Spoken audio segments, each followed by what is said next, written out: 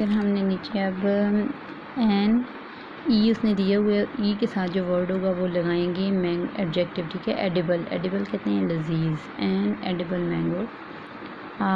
सी उसने आपको दिया क्यूट किटन, यानी किटन कैसा है, क्यूट है। एन अमेजिंग एक्ट्रेस, ए उसने दिया हुआ ए से कौन सा वर्ड आता है एडजेक्टिव का, अमेजिंग, ये AMAZING। बिग लीडर, बड़ी, बी उसने दिया हुआ है बिग लीडर। सेल्समैन के साथ टी दिया हुआ है अटायर सम सेल्समैन, थका हुआ। एन अगली डकलिंग, ठीक है, गंदी, अगली मीन गंदी।